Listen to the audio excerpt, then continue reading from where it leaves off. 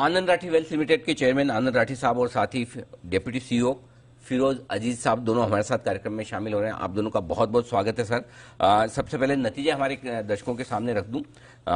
बहुत ही जबरदस्त तिमाही रही है ये। दूसरी तिमाही के जो नतीजे आए साल दर साल में आपको बता दूं, आय में 34% की दमदार बढ़त है, मुनाफा 39% बढ़कर आया है, कामकाजी मुनाफा 60 करोड़ पहुंचा है और मार्जिन में जो बढ़त हुई है लगभग 44.5% के आसपास मार्जिन पहुंचे हैं। बेहद दमदार यहां पर भी बढ़त है और मुनाफा 41% बढ़कर आया है। कंपनी ने 5 रुपए का दूसरा डिविडेंड भी अनाउंस किया है। बहुत ही दमदार परफॉर्मेंस रही है। राठी साहब, सबसे पहले आपसे जानना चाहता हूं, क्या खास ट्रिगर्स रहे, ऐसी क्या खास वजह रही कि ये तिमाही बहुत दमदार नजर आ रही है सर? देखिए अनिल, जैसे पिछली तिमाही में भी था जी, इस बार मार्केट इतना अच्छा नहीं होने के बावजूद भी इसमें मुख्य कारण हमारी अच्छे रिजल्ट्स आने का है। जो हमारी वैल्यू प्रोपोजिशन जो हमने कस्टमर्स को दे रखी है वो बड़ी एक मैथमेटिकल मॉडल है। रिस्क कम करके कैसे रिटर्न, रीजनेबल रिटर्न कस्टमर को मिले, क्लाइंट को मिले, ये हमारी जो फिलोसॉफी रही है शुरू से, उसका एक आज नतीजा कि धीरे धीरे जब खराब मार्केट होते हैं तो उल्टे ज्यादा अट्रैक्ट होते हैं हमारे पास क्लाइंट। उनको लगता है कि भाई ये हमने जो मॉडल उनको दिया है वो बिजनेस मॉडल डेफिनेटली एक बड़ा रिलायबल मॉडल है, उससे कंसिस्टेंटली उनको ठीक से रिटर्न मिल रहे हैं।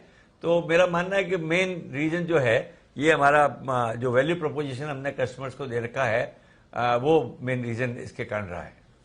बिल्कुल परफेक्ट सर। पिछली तिमाही भी बड़ी मजबूत थी, आपने कहा भी कि अगला क्वार्टर भी मजबूत दिखेगा। क्या यही शुरुआत के 6 महीनों का ट्रेंड राठी साहब अगले 6 महीनों के लिए भी मानकर चल सकते हैं? मेरे को तो लगता है भाई हम तो कोशिश कर रहे हैं कि इसको और कैसे इम्प्रूव किया जाए जी। परंतु ऐसा क्योंकि देखिए जब एक बार कस्टमर आ जाते हैं, पिछले एक साल में हमने 19% कस्टमर में बढ़ोतरी की है। और जैसे आपको पता है कि हमारे यहाँ RM retention is very high, the client retention is very high. ये सब इसी का कारण है कि आगे 6 महीने में भी मुझे लगता है कि भाई इससे बेहतरी रिजल्ट आने चाहिए, क्योंकि नंबर ऑफ कस्टमर्स जैसे बढ़ते हैं और जैसे जैसे विश्वास लोगों का बढ़ता जाता है, उम्मीद की जानी चाहिए कि इससे और अच्छा रिजल्ट आगे जाके आएगा। ओके फिरोज सर, ये बताएं कि आपके जो लगभग 2/3 कस्टमर्स ऐसे हैं जो 5 करोड़ से ज्यादा के पोर्टफोलियो वाले हैं। इस तरह का जो मार्केट है जहां थोड़ी टर्बुलेंस हुई है, पिछली तिमाही मार्केट के लिहाज से बहुत अच्छी नहीं थी, पैसा बनाना भी बड़ा मुश्किल रहा होगा, ऐसे में किस तरह का रेस्पॉन्स इन कस्टमर्स की तरफ से आ रहा है जो 5 करोड़ प्लस के बड़े पोर्टफोलियो रखने वाले हैं? वो थोड़ा बेचने की बात करते हैं या और पैसा लगाने की बात करते हैं? क्या रेस्पॉन्स क्या है सर? अनिल जी नमस्कार। नमस्कार। जैसे आपने कहा कि लास्ट 2 तिमाही अच्छे नहीं रहे हैं, लास्ट इनफैक्ट एक साल इतना अच्छा नहीं रहा है। सितंबर टू सितंबर 30 निफ्टी 3% नीचे थी। बट ऐसे समय में एक एडवाइजर या अच्छा वेल्थ मैनेजर और एक not so good wealth manager में अंतर ज्यादा फर्क पड़ता है। तो क्लाइंट्स कंसोलिडेट करते हैं अपने पोर्टफोलियो को, जो पैसे लगे हुए होते हैं हमारे कंपेनियंस जो हैं इंडस्ट्री में, उनसे पैसे हमें मिलते हैं ऐसे वक्त पे, क्योंकि बुरे वक्त में ही समझ में आता है कि वरना हर चीज अच्छी लगती है अच्छे समय में। सो पेनिट्रेशन ऑफ वॉलेट्स बहुत बड़ी है, पॉइंट 1। अच्छे समय में मार्केट मूवमेंट की वजह से एयूएम बढ़ता है या सेंटिमेंट की वजह से नए पैसे आते हैं, बुरे वक्त में पेनिट्रेशन काफी बढ़ जाती है। इसीलिए हमारे जो 1200 करोड़ इसी पीरियड में हमने कलेक्ट किए थे लास्ट ईयर, इस बार 2500 करोड़ अंदाजन कलेक्ट किए approximately. So point I am trying to make is penetration की वजह से काफी अच्छा होता है। और दूसरी चीज ये है कि ऐसे समय में हमारे क्लाइंट्स अपने दोस्तों को भी रेफर करते हैं, क्योंकि हमारा बहुत मैथमेटिकल मॉडल है, हम जज्बातों पर नहीं जाते।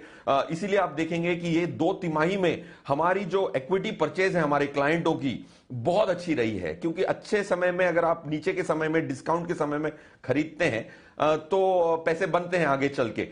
सो हमारे क्लाइंट्स खरीद रहे हैं।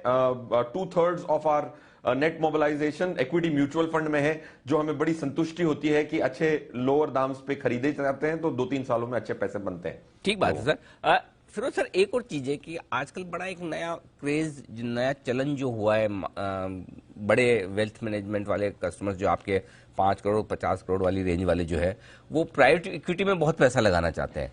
तो क्या कुछ ऐसा शिफ्ट आपको दिख रहा है कि पीएमएस के बजाय या फिर वेल्थ मैनेजमेंट के बजाय प्राइवेट इक्विटी में वो ज्यादा पैसा लगाना चाहते हैं, रिस्क लेने की ताकत है, और या आप वो सर्विसेज भी देते तो फर्क नहीं पड़ता? नहीं अनिल सर, हम क्या करते हैं कि हम जो भी प्रश्न है क्लाइंट का उसको मैथमेटिकली आंसर करने की कोशिश करते हैं। ओके। प्राइवेट इक्विटी फंड 2005 से इंडिया में है, तो उसमें हम क्या करते हैं कि एनालिसिस करके देखते हैं कि post cost, post expense, post tax क्या बैठता है। हमने देखा कि रिस्क ज्यादा है, लॉक इन देनी है, 5-7 साल आपको अपने पैसे को भूल जाना है और बंदी बन जाना है प्रोडक्ट का। तो हमने 10 सालों से बड़े सिंपल अनकॉम्प्लिकेटेड प्रोपोजिशन बनाया, और लिक्विडिटी आपके पास होनी चाहिए। आपके अगर हार्ड अर्न पैसे हैं तो आपके पास यू टर्न लेने की क्षमता होनी चाहिए। ये बहुत अट्रैक्टिव हो गया और कंसिस्टेंटली हम ये करते हैं। तो 10 सालों से हमने सिर्फ 3 प्रोडक्ट पे फोकस किया, क्योंकि हम अपने पैसे उधर ही लगाते हैं तो क्लाइंटों को भी वहीं लगाएं। तो 10 सालों में जो एक्स्ट्रा रिटर्न आई, हम क्लाइंटों की पोर्टफोलियो की परफॉर्मेंस को भी ऑडिट करते हैं। तो efficiency which is return upon risk, जब क्लाइंट देखता है कि यार मैं मिस आउट नहीं कर रहा हूं, मैं अनलिस्टेड स्टॉक नहीं खरीद के मेरी कोई ऑब्जेक्टिव मीट हो रही है, so when the client is meeting the objective, हम ज्यादा इधर उधर नहीं जाते, हम क्लाइंट के ऑब्जेक्टिव पे फोकस करते हैं। अगर क्लाइंट खुश है तो हम खुश हैं तो शेयर होल्डर भी खुश हो जाए। बिल्कुल, आपके शेयर होल्डर्स तो मुस्कुरा रहे हैं क्योंकि stock already life time high के आसपास ट्रेड कर रहा है। राठी साहब, जो आपने वित्त वर्ष 2023 के लिए टारगेट्स दिए थे, आय के, मुनाफे के लगभग 53% से ज्यादा आप पहले हाफ में अचीव कर चुके हैं, तो वहां तो दिक्कत है ही नहीं किसी तरह की। लेकिन एक और नंबर बड़ा इंटरेस्टिंग है, आपने कहा था कि इस वित्त वर्ष के अंत तक 39,000 करोड़ के आसपास का एयूएम होगा। ऑलरेडी आप 35,000 करोड़ पर पहुंच चुके हैं, अभी तो 6 महीने बाकी है। तो आज सही मौका है सर, इस टारगेट को थोड़ा ऊपर की तरफ रिवाइज करवा दें। टीम के लिए भी आपको डायरेक्शन मिल जाएगा कि उन्हें फिरोज सर को क्या टारगेट हासिल करना है, और शेयर होल्डर्स को भी आइडिया लग जाएगा। जी नहीं, सही। हमारे देखिए, हमेशा जो टारगेट हम देते हैं थोड़े कंजर्वेटिव ही देते हैं, इंटरनल टारगेट्स हमेशा ज्यादा रहते हैं। अच्छा। और इसीलिए आपने देखा कि भाई 53% अगर फर्स्ट 6 मंथ्स में अचीव हो गया है आपके रेवेन्यू एंड प्रॉफिट बोथ, वो ये कहानी पूरी बता देता है कि हमारा क्या थिंकिंग है। डेफिनेटली हम चाहेंगे कि भाई इसको आगे बढ़ाएं, 40,000 करोड़ के ऊपर जाएं 6 महीने में। परंतु हाँ, एक टारगेट जो है हमने गाइडेंस 6 महीने 1 साल में दे रखी है। हम नहीं चाहते कि भाई हर क्वार्टर में गाइडेंस को रिवाइज करें, 1 साल की गाइडेंस है उसको हम करेंगे। अगले साल गाइडेंस अगर अच्छा रहा तो डेफिनेटली और अच्छे गाइडेंस हम दे पाएंगे।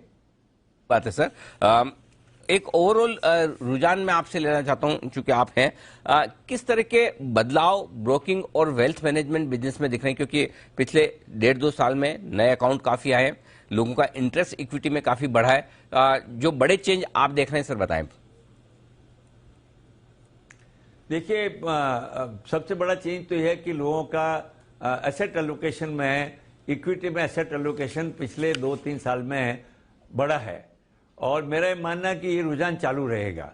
क्योंकि अगर सारे एसेट एलोकेशन में अगर दूसरी एसेट क्लासेस देखें तो उनमें जो पहले अट्रैक्टिवनेस लगती थी, सबसे ज़्यादा पैसा रियल एस्टेट में लगा हुआ है जैसे पास्ट में, तो अब वो रियल एस्टेट में एज इन्वेस्टर जो है वो बहुत अट्रैक्टिव एसेट क्लास नहीं है। बल्कि पिछले 5 साल में तो अगर आप यूं सोचें तो अपॉर्चुनिटी कॉस्ट ज़्यादा ही लगी है। 5 साल में दाम बढ़े नहीं अगर, या कुछ भी बढ़े और 10% भी साल का नुकसान गिने, तो रियल एस्टेट में आदमी को रिटर्न नहीं मिला है। Gold is is fluctuating and not given that high return. तो ओनली एसेट क्लास डेट का आपको इंटरेस्ट रेट्स इतनी कम है। तो समझ लोगों में जो एजुकेशन अब धीरे धीरे जो बढ़ती जा रही है, हमारा मानना, हम भी इन्वेस्टर एजुकेशन में बहुत विश्वास रखते हैं। हमने तो जब से ये बिजनेस चालू किया इन्वेस्टर एजुकेशन की तरफ ध्यान दिया। आज से भी स्टॉक एक्सचेंज सब मिलकर इन्वेस्टर एजुकेशन में ध्यान दे रहे हैं, म्यूचुअल फंड्स एजुकेशन में ध्यान दे रहे हैं। तो जैसे जैसे इन्वेस्टर्स को एजुकेशन होगा Anil, allocation to equity as an asset class will keep on increasing. क्योंकि इंडिया में ये अपॉर्चुनिटी जबरदस्त है कि भाई कंपनियों की ग्रोथ बहुत अच्छी होगी। जैसे जैसे इकोनॉमी की ग्रोथ होगी, अच्छी कंपनियों की जरूर ग्रोथ होगी। तो मेरा मानना है कि इसलिए दूसरी तरफ रिस्क जो है, जिस तरह के सेबी ने और एक्सचेंजेस ने चेंजेस किए हैं, रिस्क मैनेजमेंट काफ़ी अच्छा हो गया है। तो इसलिए अब ब्रोकर्स को भी रिस्क कम हो गई है, इन्वेस्टर को रिस्क कम हो गई है, इसलिए भी लोग ज़्यादा अट्रैक्ट हो रहे हैं। एक ही सुझाव मेरा हमेशा रहता है कि इन्वेस्टर्स जो है कैश मार्केट में इन्वेस्ट करके रखें, उसमें अगर ज़्यादा ध्यान दें तो जरूर इस मार्केट में पैसा कमाने की अच्छी उनको उम्मीद हो सकती है।